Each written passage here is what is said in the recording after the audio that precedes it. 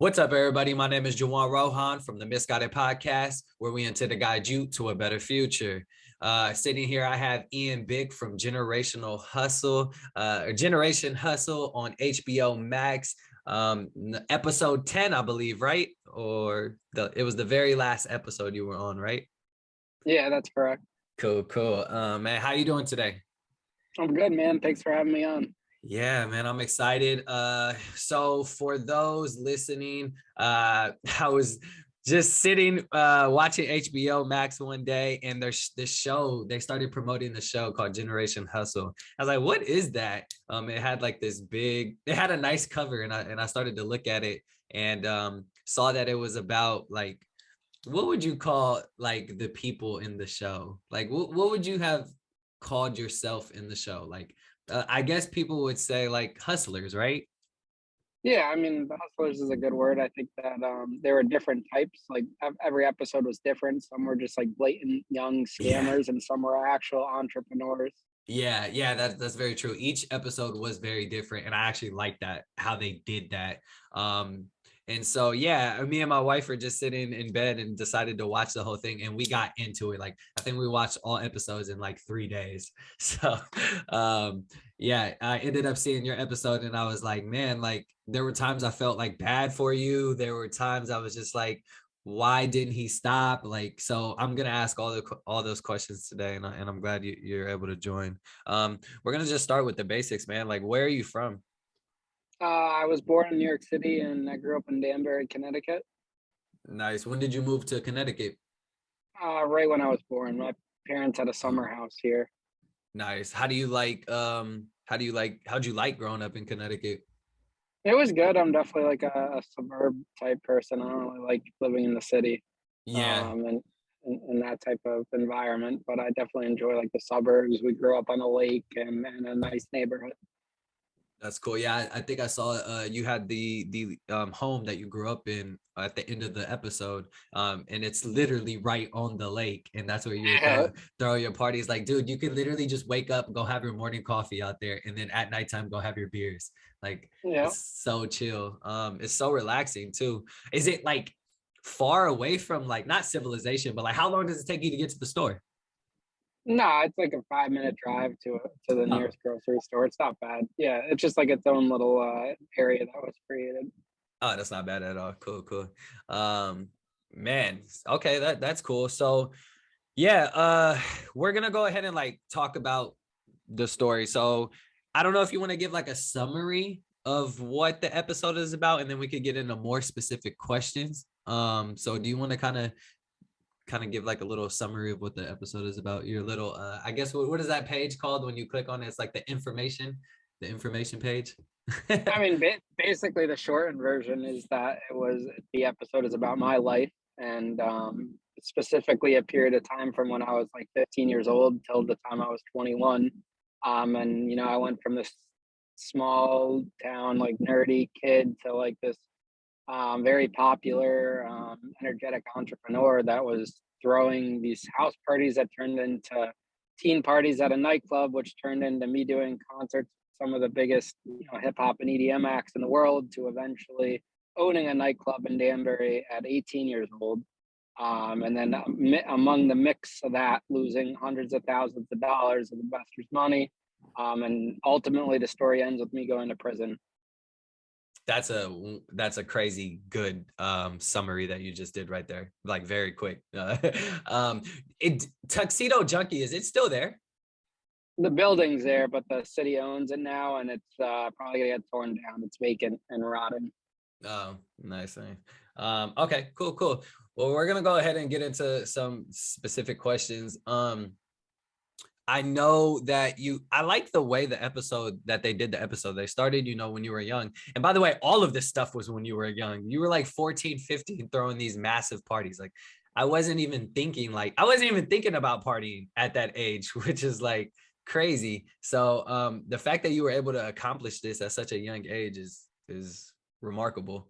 But in the episode, it did mention that you as a kid growing up, you were kind of you were like the funny kid, right? It did say, you were I don't know how to put this, but you were chubby as a kid, right? And so you were the chubby funny kid, right? And so I'm wondering do you think the insecurities led to you throwing these parties? And like, was throwing these parties a way for you to get in? I mean, I think I always wanted to be liked in high school. Like I was definitely a people pleaser, and I definitely wanted to chase popularity. And the parties were like that ticket in to doing that, because then you got, as a freshman or a sophomore in high school, I was able to get in with the seniors and Mhm. juniors by throwing these big parties that no one else was doing. So that opened the door Yeah. to an immense amount of popularity.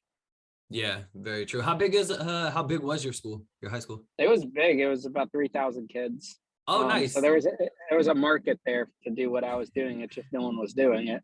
Yeah, no, that is huge. My school was 4,000, so and we're like one of the biggest. And so that's huge. That's huge market because you have so much opportunity to reach out. Like it made it like the episode made it seem like you would literally just send mass text, mass Facebook posts, and then it would just like the parties would go viral, like just instantly. Yeah, it was all like, and it was back before like Instagram was really big and Facebook was just getting big. We used like the event pages on Facebook, and we used a lot of like flyers and guerrilla marketing and just word of mouth Dude, to make it happen. could you imagine if you use TikTok right now to get to Oh promote yeah, this? it just being on TikTok as like a teenage nightclub owner would be insane.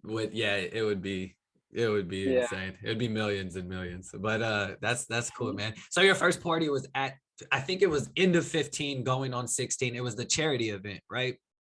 Yeah, we did a charity event after doing house parties when my parents pretty much said you can't do these parties anymore. So we did a charity event, and realized there was a market for it.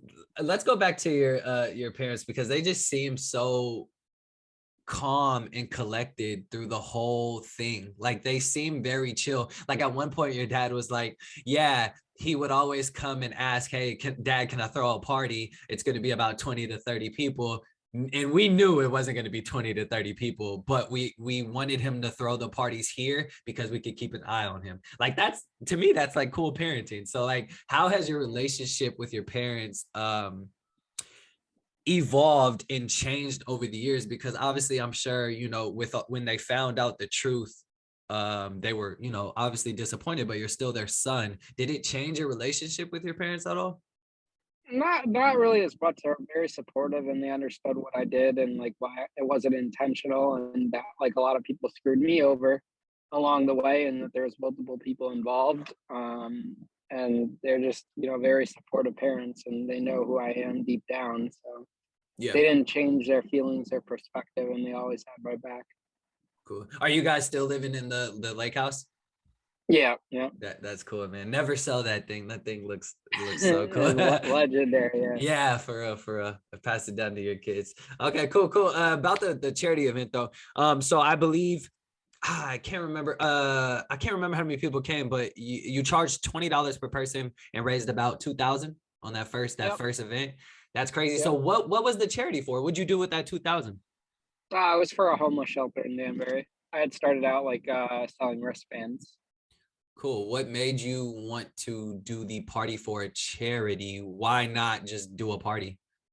We had read this thing about like homelessness in our English class, and I needed to do a community project to get community service hours for filming these cars in our neighborhood that me and Okay. my friend got into. Okay. So that's why it was perfect timing, and it worked out. Nice. And then so after that charity event, you went straight to Tuxedo Junkie and threw your first party, correct? Yeah, Tuxedo Junction. We found it, Junction. and yep, found it and got in with the owners and started throwing these teen parties. What way? We're gonna get into this a little bit later, but you were really good at drafting up contracts just on the spot. So did you have to have a contract with the owner at Tuxedo Junction? He And he he gave me like a basic one just to fill out for the rental, like kind of like a receipt.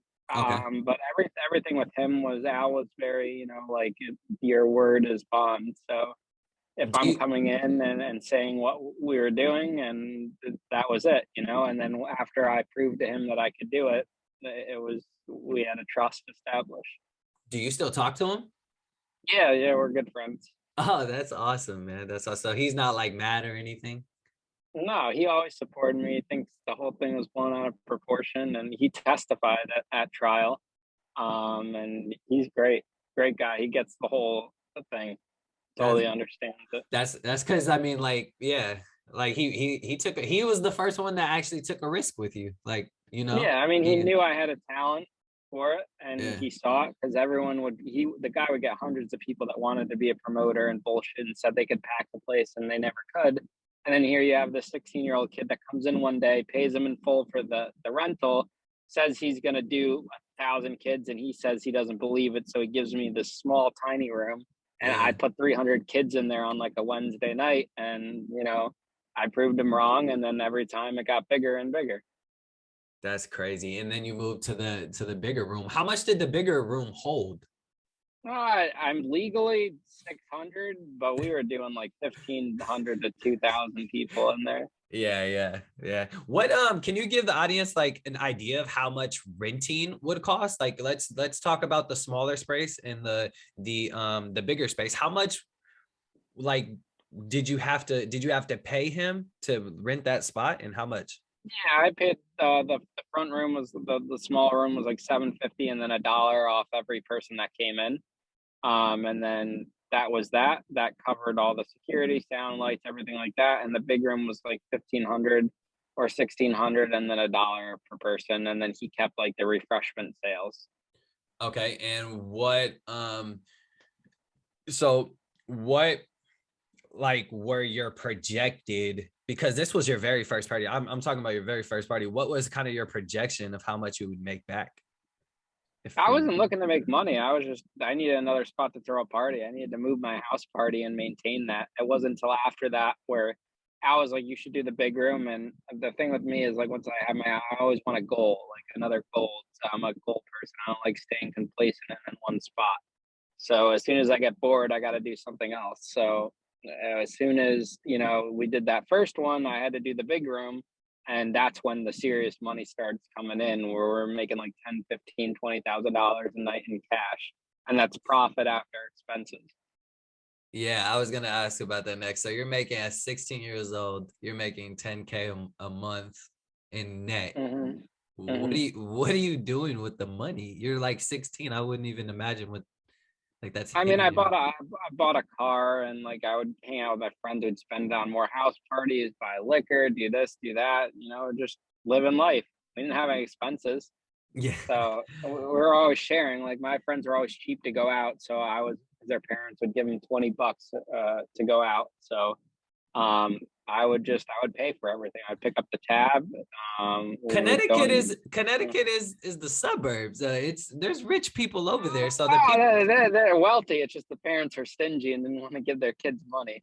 that My dad was always the parent that gave us like $40 every night we went out. The mall Friday, here's 40. The movie Saturday, here's 40. Other parents, it's like here's $20 for the weekend. It was like, what were you gonna do with that? mm. And most kids just wanted to save it, or they would spend it on pot or whatever. Or So then how did most of your investors, because most of your investors were kids, and so how did they save up? I think you said there were anywhere from like $500 someone would invest to like 8,000. yeah, How are some of them they? were some were working, or they had birthday money saved up through the years, or savings. Like a Yeah. lot of people, they were broke but not broke, or like Mhm. they had money in savings or They were whatever they that they were got when they acting turned broke. 18. They were acting broke. Yeah. Yeah, Yeah, yeah. when they turned 18, they got money. So that opened up the door with all that. Or by the time, we were in our senior year, everyone was pretty much working a summer job to save for college or doing whatever. Nice. Did you ever envision yourself going to college? Because the parties there, especially back then, would have been insane.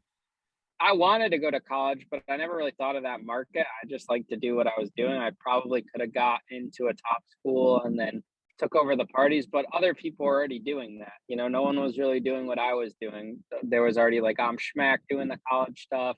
One of our partners in Rhode Island was doing the college stuff, and it just really didn't interest me to go to a school to do the school aspect. Like I probably would have been good hunkering down like at a school and living on campus somewhere, just to throw parties. But other Yeah. than that, the education part of it, I didn't want anything to do with.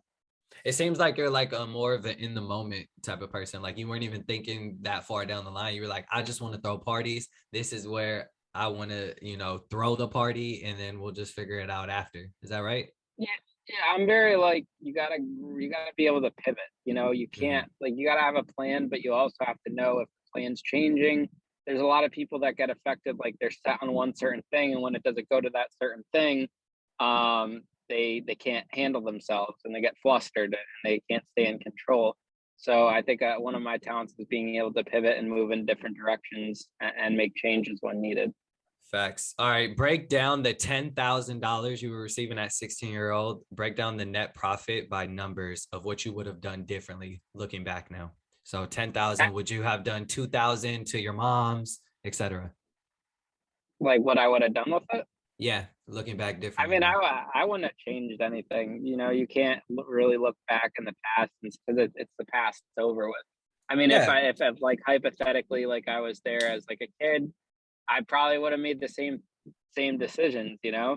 I mean, there's maybe looking back on it, maybe I should have just put all my own money into the first concert. And if that didn't work, then just figure out something else and not take other people's money. But that's also the name of a game. The game being an entrepreneur, you never use your own money to build things too. So it's just one of those things that there's no way to tell which direction it could have been and what was the right move or the wrong move at that time. Well, yeah, obviously there's it's hard to kind of do that, but as far as like looking back, it's like I know there's part of you that is like, okay, well, I was making $10,000 a month, and you just said it. Like I probably should have just used my money to, finance the next one, or like kind of what I was going for is, all right, you're making 10,000. Well, maybe you're putting 2,000 away to save in case of a snowstorm and Huey Mack gets canceled, right? Or maybe you're putting 2,000 to invest into the bigger Wiz Khalifa show at the stadium. I forgot the name of the stadium, right? So like I kind of want to see now looking back, like because like you said, you didn't have bookkeeping. You're 16 years old, dude. You're doing all this Excel sheets by yourself. Like so there has to be part of you that was like, I wish I would have managed the books better, right? I mean, that's totally different from the 10 grand. Like if I sat here and look at it now, 10 grand wasn't going to get me anywhere, down the line. So I don't think the teen nights, that profit, if anything, maybe my only decision would have been not to have advanced and move on to concerts and just stuck to doing my own thing and not partnered with other people because that's where everything went wrong. But then also I wouldn't have got this great experience of a lifetime, this great story or anything like that. So I don't think I would change anything. What's the overall perception of Connecticut on Ian Bick?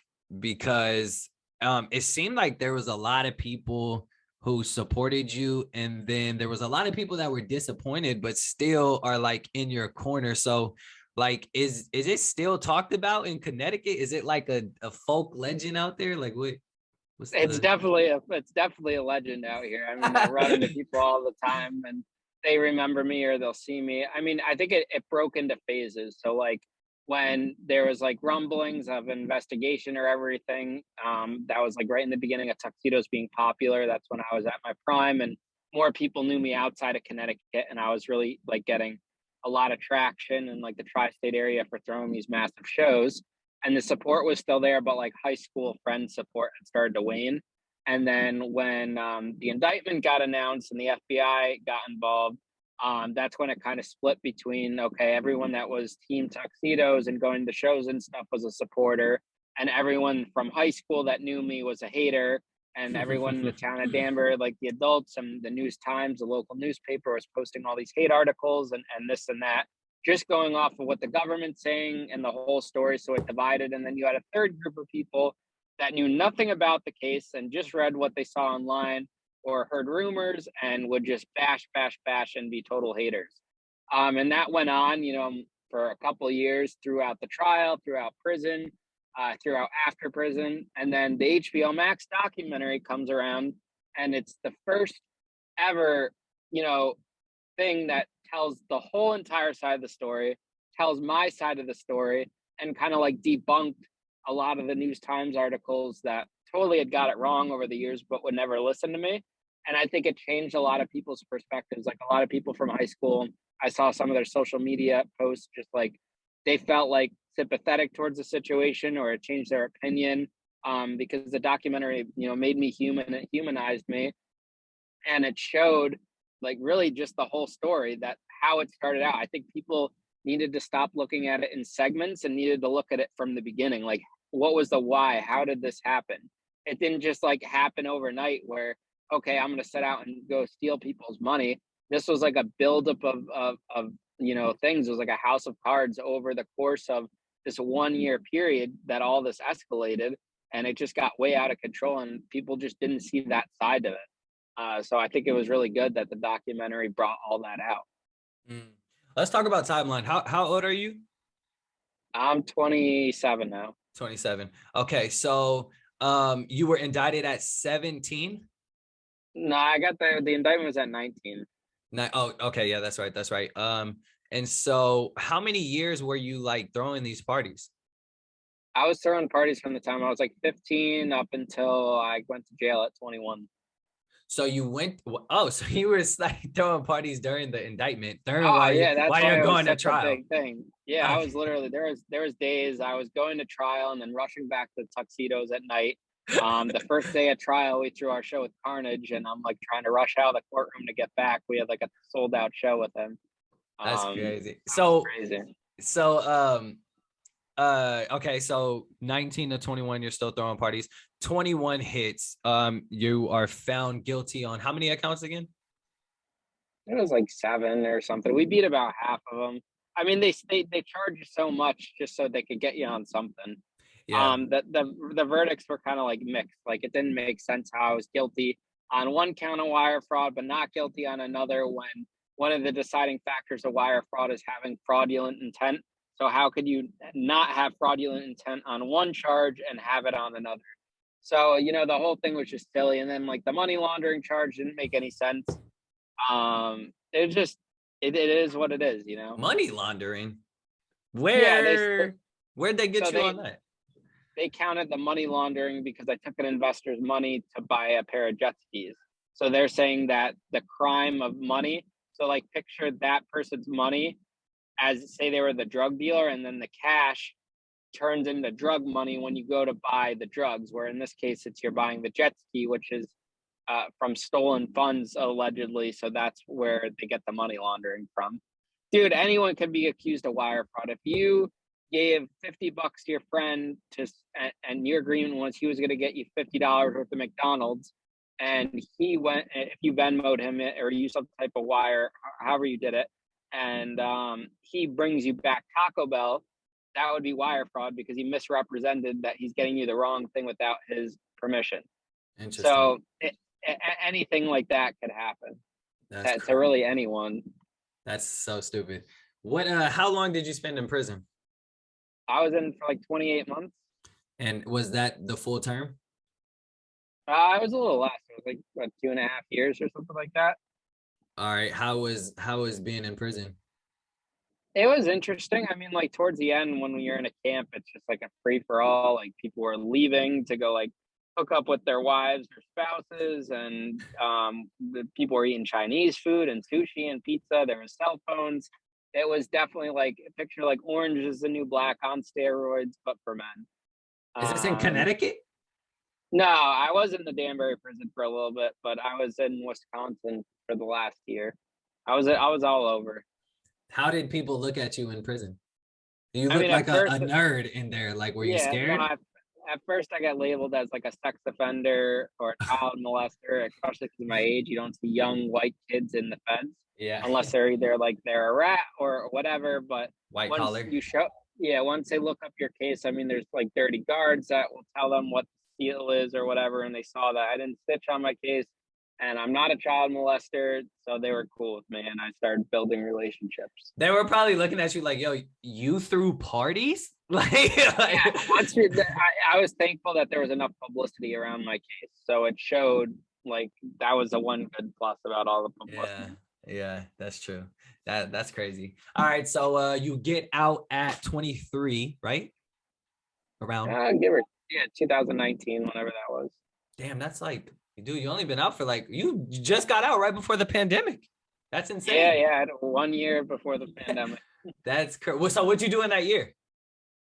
I just focused on rebuilding my life, getting an apartment, getting a car, like building like a good spot for myself.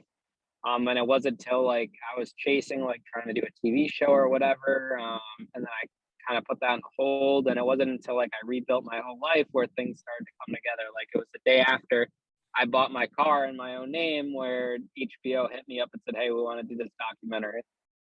What year was that when they hit you up? Ended 2019, How long and did then it got filming take?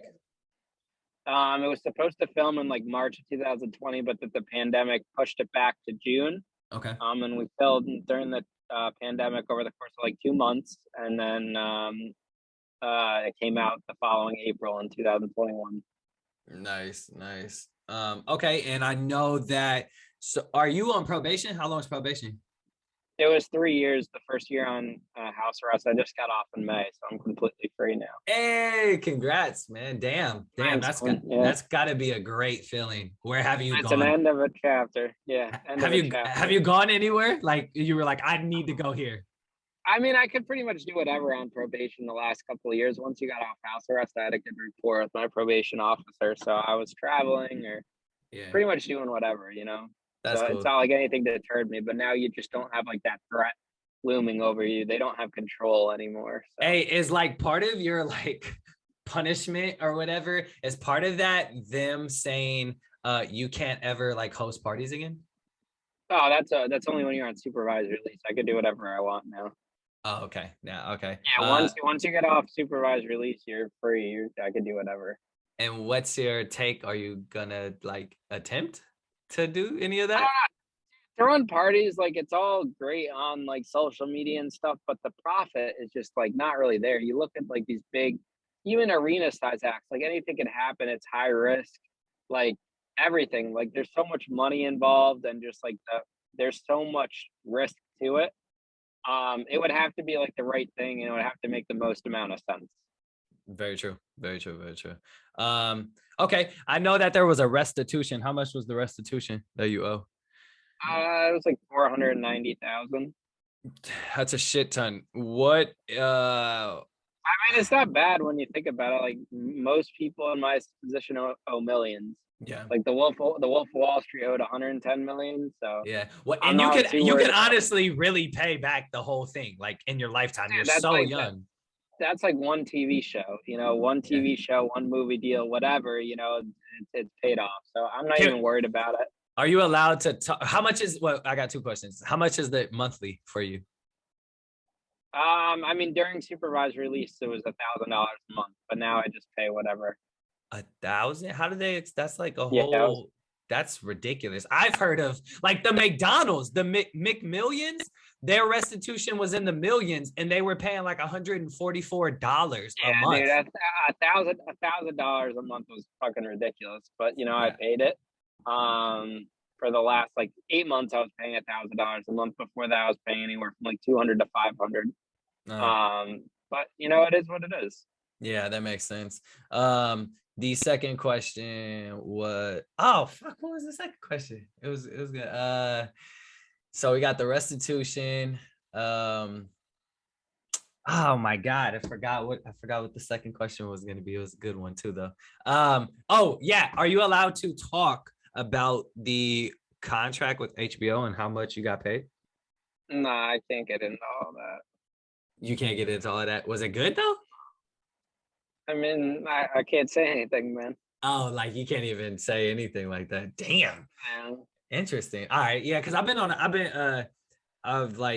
a couple TV shows and stuff. And sometimes it's like the TV industry is like it could be really good, right? Really good or really bad. There's like I feel like there's no in between on like how No, much you and get. then there's no money in documentaries. The Yeah. money comes from TV shows and that type of stuff, Do you plan podcasts on and doing any all of that. that? Yeah, we're working on it. We're working on a TV series. We're talking to people about a podcast, like one of those storytelling podcasts. So something's gonna happen. It's just about right place, right time. But What you would look at like the Anna Delvey story that got picked up. I think my story is better than hers, and people love like that young entrepreneurial aspect. Like my story is very similar to her story in some respects, but it has the action. Like you got like the drug dealers, you got the parties, you got the celebrities, just like hers. Like it's that hook, just like the same infatuation with the Fire Fest. But he didn't even actually throw a successful party, but it just like has that same aspect to it.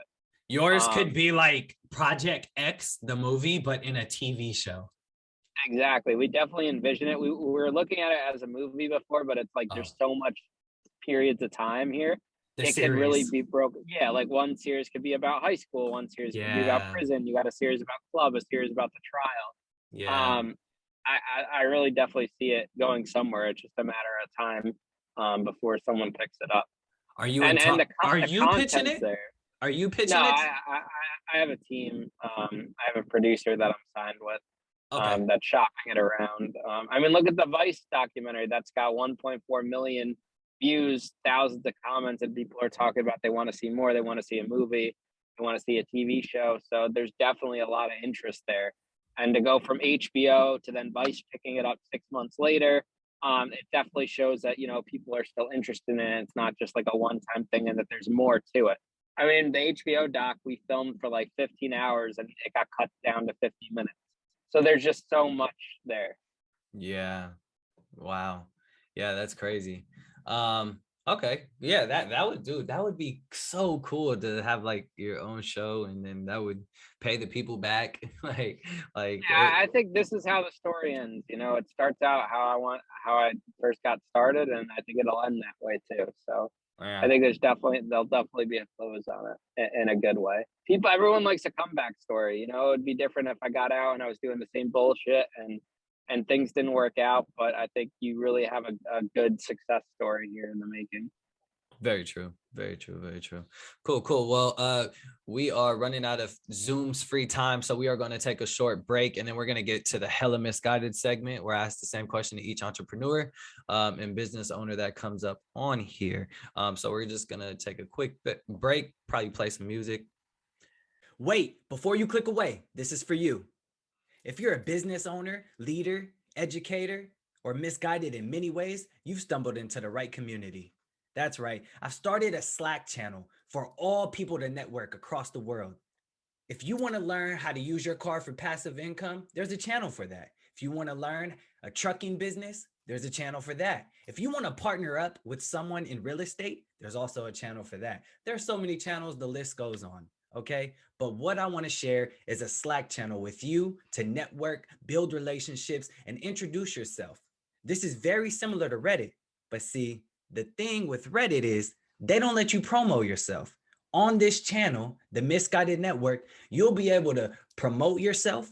You'll be able to share with others your business and why you think you should partner with others. Now, this is a safe space. So if you come on here blasting, you will get removed. It's true. If you want to go alone, walk fast. If you want to go far, walk together. And that's exactly what this channel is. People have been misguided in many ways by society, told what they should do, what they should be doing, what they should be learning. Yet we really learn the valuable lessons way later in life. And we always wish we had kind of a mentor there to guide us in the right direction. And that is exactly what the Misguided Network is about. So if you're looking for a mentorship, mentoree, relationship, or just looking for some business partners, or looking for a way to grow your brand by learning, or if you're an educator, by teaching others, this place is for you. Please join the Slack channel below or up, one of those. This is a community where entrepreneurs can either learn or educate about building wealth through business. So join the Misguided community. I'll see you there. What's up, everybody? We are back with another segment. We are going to start off with the Hella Misguided segment, where I ask the same question to each entrepreneur who comes on here. And that question is simple. If you were to write a letter to your 18-year-old self, what would a summary of that letter be? Shit. Can you hear me? now. I lost volume. All right. You want me to repeat the question? Yeah, can you go for it? Yep. If you were to write a letter to your 18-year-old self, what would a summary of that letter be? I would say, just definitely think about everything, but like kind of see like all the outcomes of everything. Think about decisions before you make them and not be in a rush to like reach success right away, and kind of just ask for guidance and ask for help. Guidance is very important. The misguided. I think that, when being an entrepreneur and business owner, like you can sometimes get that tunnel vision and sometimes be short-sighted, right? Mhm.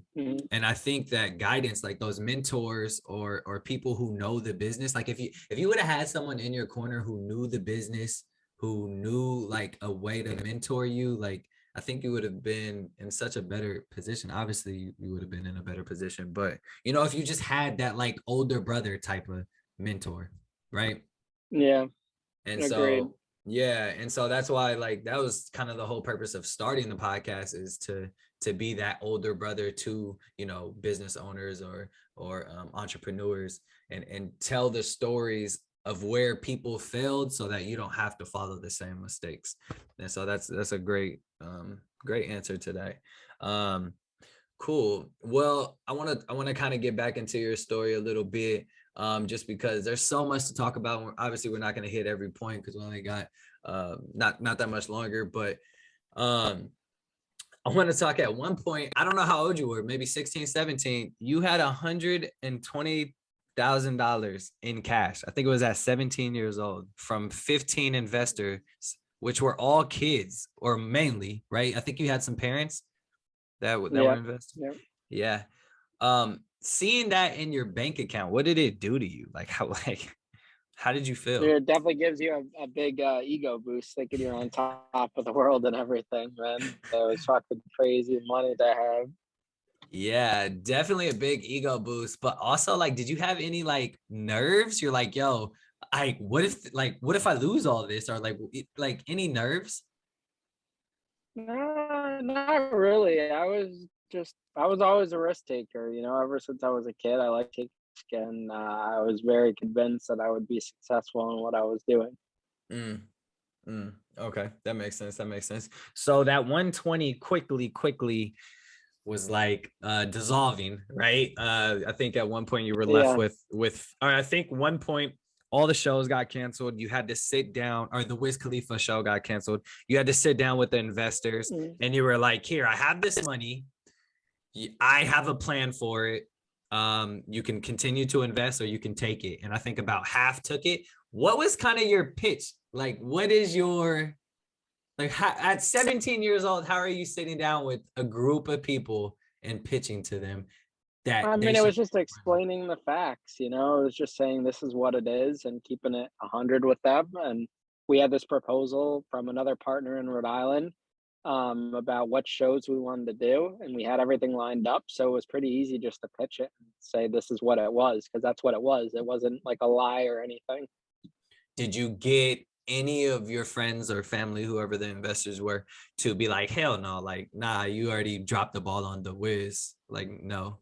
No, they understood it. They got that was the business, Shit happened. They hated the honesty and they liked the offer to take some of their money out. I mean, looking back on it, would have been nice if everyone pulled their money out because the money was there, and then we wouldn't be having this conversation right now. But that's just the way life works. Yeah, true. So you were left with about 50,000. Mm. And I guess one of my questions was going to be like, would you have wished if they all pulled it out? And you literally just answered that, because you'd be in a total position where if they all pulled it out, what do you think you would have done from that point on? I probably would have been determined to find more money, so it probably wouldn't have changed anything. Maybe it would have bought more time to not get involved with that partner and do something else. So Yeah. I guess you never really know. Yeah.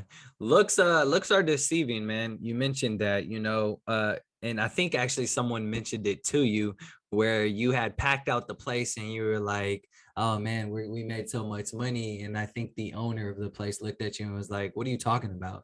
Like we needed 2,200 people and you only brought 1,500. And so looks are deceiving in this industry because, you know, you have to hit that goal in order to profit. And if you don't, no matter how packed it looks, no matter how much fun people are having, you know, it could be a loss. Looking back at it, were there other things you could have added to the party to kind of profit? So instead of numbers, instead of hitting that 2,200 that you needed to hit, what about, I mean, obviously you're not serving alcohol because I don't think the people were old enough, right? We're just not going to put that on camera if you were, but so like, were there like other things you could have sold in the venue to generate cash flow? I mean, there could have been. I think it just needed to be better, like better promoted, more management, better costs. I mean, we were young; everyone was taking advantage, overcharging us. Didn't really know the game, didn't know the business until later on. We couldn't get away with. So it's definitely important to do your due diligence in regards to that when you're entering a new field. Yeah, I guess that's good. You definitely were underage and are not, you were young, and people would definitely probably looked at you like, if I'm gonna do it, it's gonna be this price, and let's see if you can come up with it. Like, dude, you were like booking Wale, Kid Ink. Like, obviously, you tried to do Wiz Khalifa. Like, these are huge acts. Like, and Huey Mack was big at the time. Like, how are you Yeah. getting these connections? How are you getting these people to come? It was just a lot of it's luck, man. You keep being persistent, keep hitting this up. All you need is one. You just need one artist to believe in you. And that's how it was with Tuxedos because it was a brand new venue. No one wanted to play there. And then we booked GTA for like a double the price they were normally going for just to get them to come. And we did it. And then after that, we got the biggest names in EDM. We got Steve Aoki, the Chainsmokers, I was literally Yellow just Claw, about to say, everyone. like, so, Yeah, okay, and that's Steve, all because they put in the good word. Like we gave great hospitality, we put on a good show, and the word was getting out in the industry that this 19-year-old kid's running this venue in Danbury, Connecticut, and we put it on the map. yeah, that's insane. Like, dude, to get Steve Aoki, now he's like, Vegas, he's worth so much money. Like, Yeah. I would love to see the, like, did you meet, obviously you met him, but like, how was your interaction when he was there? He's a great guy. He's probably one of the nicest guys. Him and Blau treated us really well too. He performed there twice. Yeah, I But would love to hear a they posted about conversation. the show. Yeah, it was great, man. It was really good. Yeah, I would love to see like an interview of you and Steve talking about that night and just like, I think it would be cool to talk to all the artists because they all like heard the rumors of what was going on.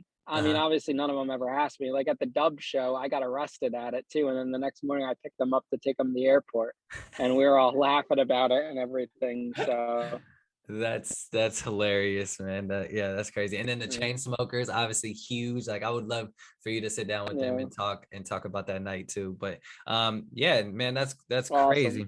So you got into, because you were making loss, you were like, fuck, I gotta pay these investors back, which like in a way that's like you're trying to make the problem better by doing something legal, or I guess at the time, I Yeah, don't and know. all it did was throw gasoline on the fire. So Yeah, yeah, yeah. But it is what it is. as a 17-year-old, you're not thinking that. You're like, I need to pay them back and like start over, right? And so you started flipping No. phones and Beats by Dre headphones.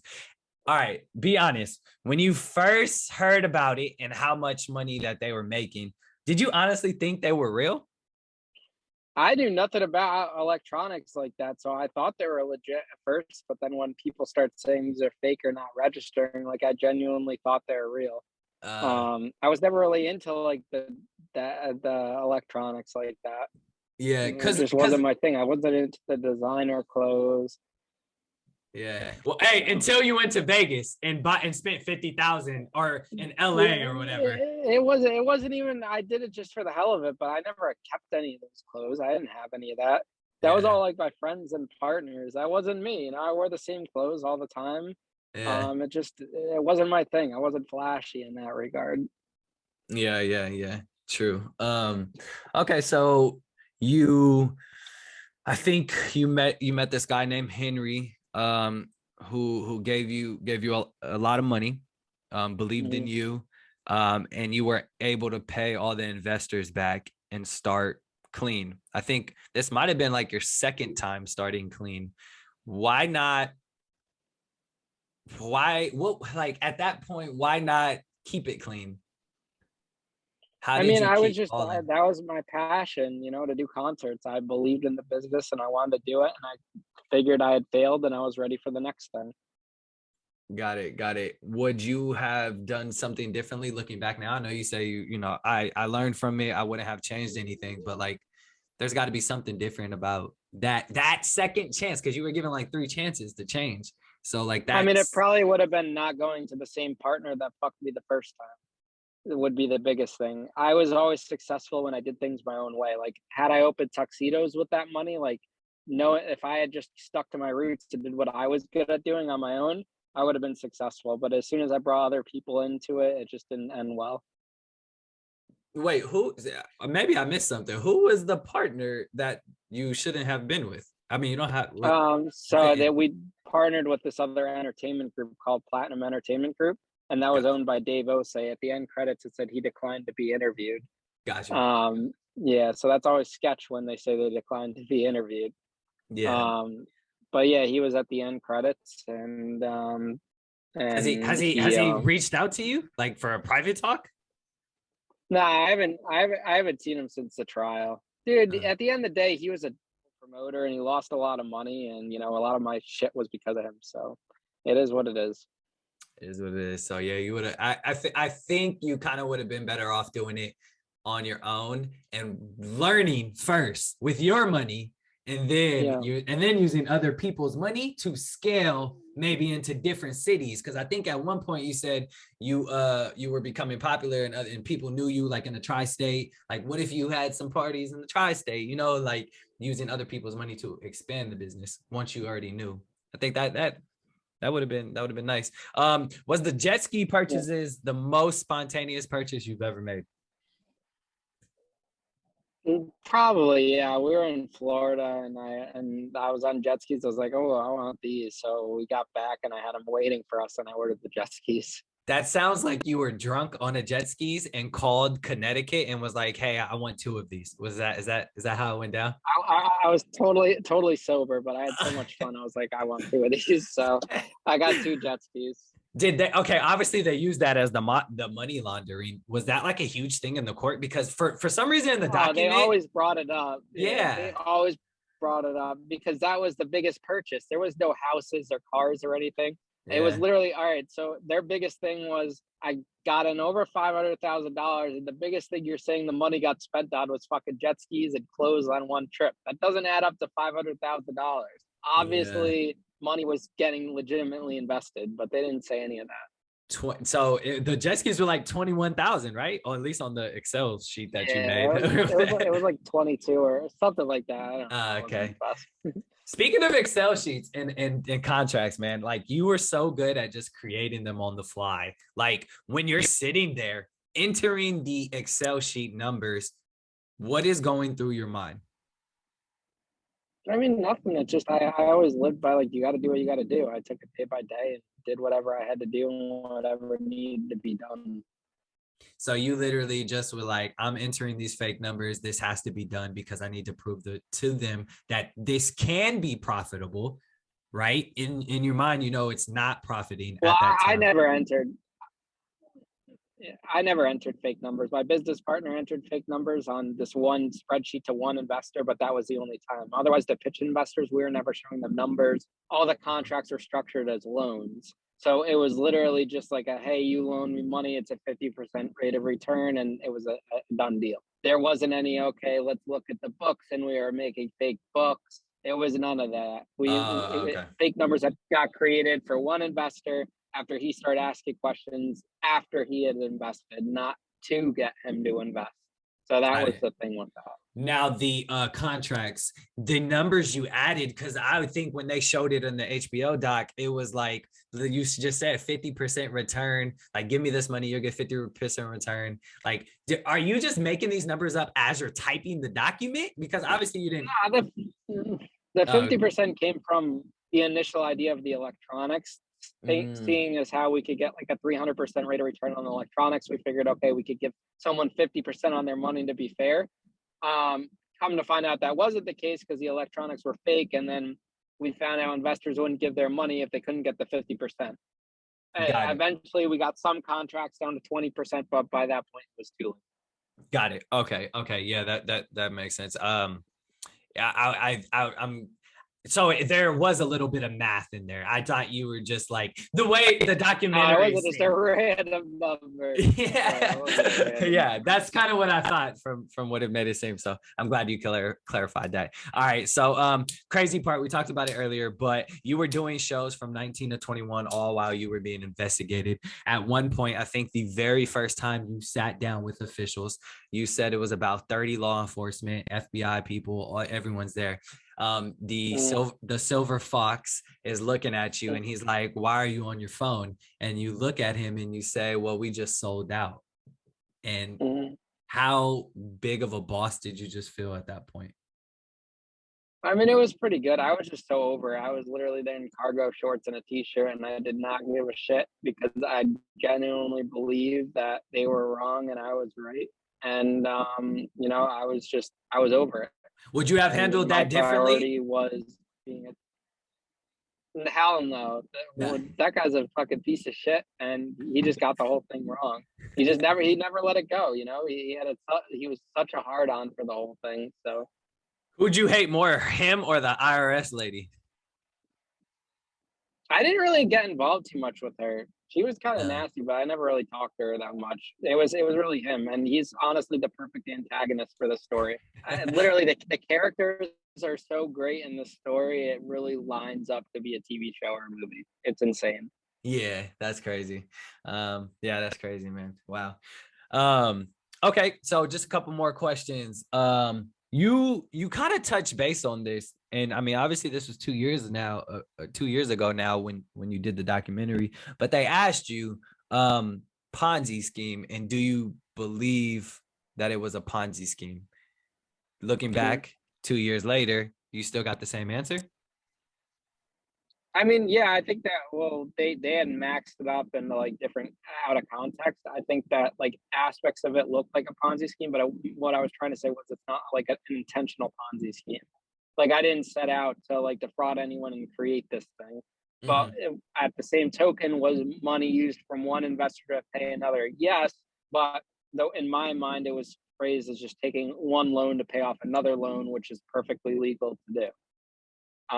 So that's where the confusion was. So here's what I drew the conclusion after watching it. I drew the conclusion that in your head, correct me if I'm wrong, you thought there was a difference between a Ponzi scheme and what you were doing. And what you were doing was pretty much, this is a example, analogy, paying one credit card, but with another credit card. So pretty much a balance transfer. You're doing the lower interest. And so that's what you thought. Okay. Because that's all legal. Bank. Yeah, exactly. Banks do it all the time. That's what I thought.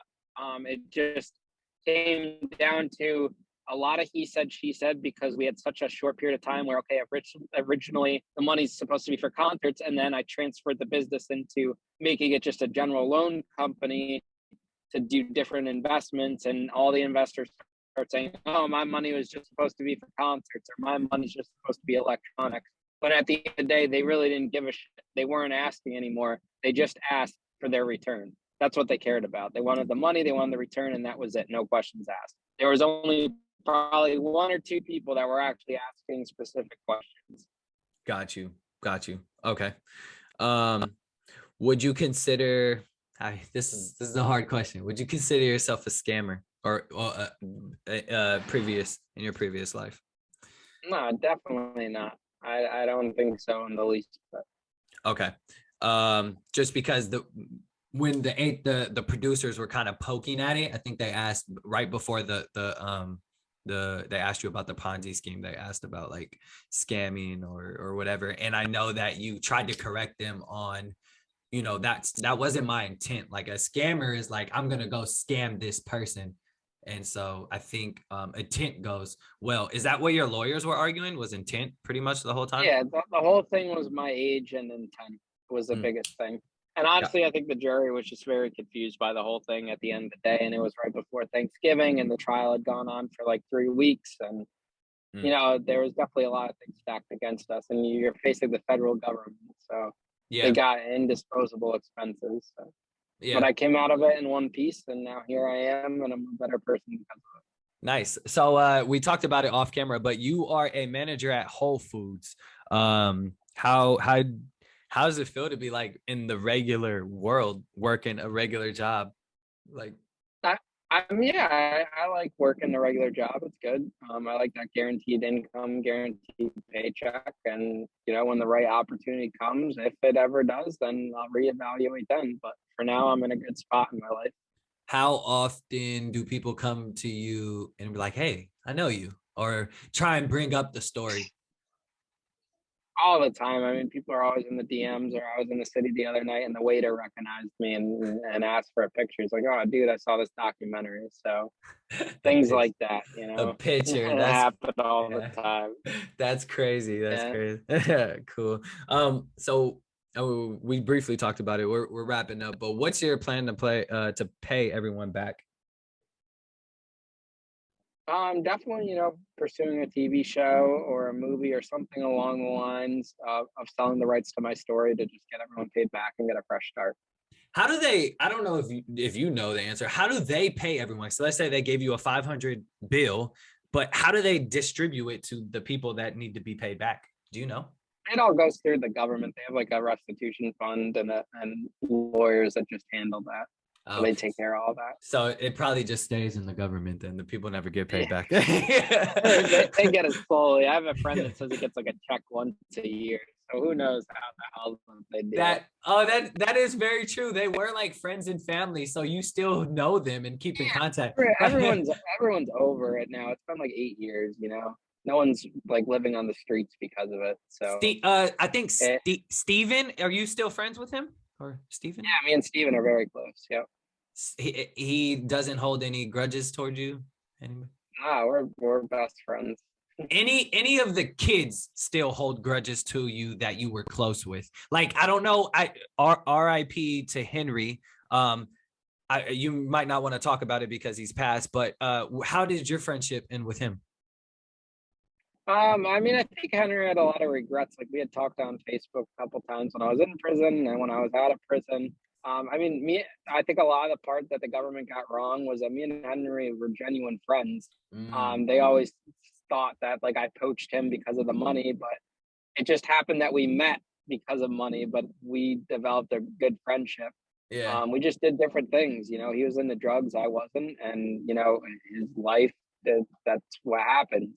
We all have our demons, and sometimes they take over you, and I feel bad about it, but it happened, and that's in the past now. But I think we were on good terms, and I think Henry definitely believed that at the end of the day it was just money, and he wasn't going to let it get to him.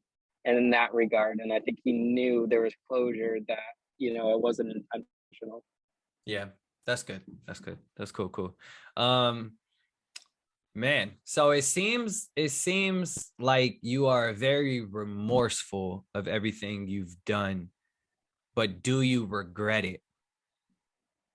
I don't think I think I regret that people lost money, but the whole experience and everything, I couldn't take that back. I mean, I think this is all going to play out in a good way. I think there's going to be a lot of people impacted by the story, people learning from it, a lot of young entrepreneurs taking notes. Like, so many people are afraid to chase their dreams or make excuses and, put in the work. And here I was, a 16-year-old kid that literally defied all the odds, kept on going, even when I was indicted, and kept pushing through. It was definitely like a very, powerful and moving way in that way.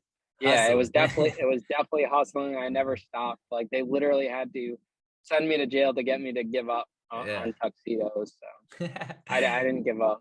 Yeah, man, great way to wrap up. So I usually we're pretty much done. I usually end the episode with a segment called Guided Conclusions, where I ask a question that we haven't talked about off camera.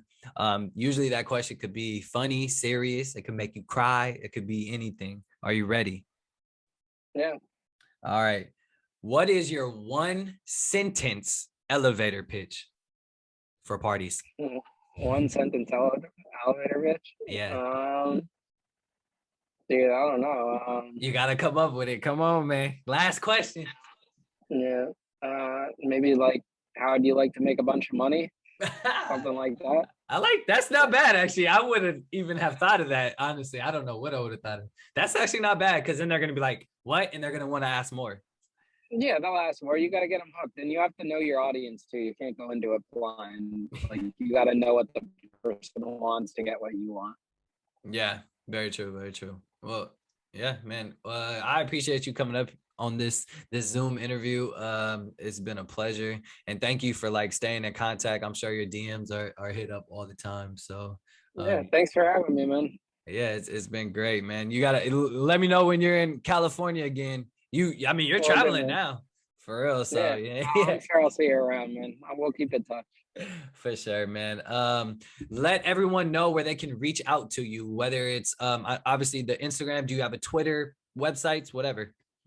Yeah, everything's at Ian_Bick, and IanBick.com.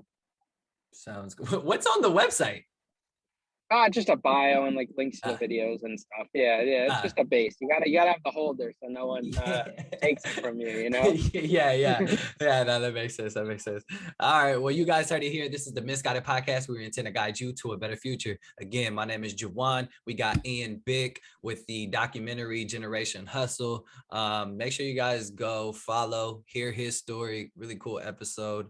And yeah, I appreciate you coming up here. Thank you, man.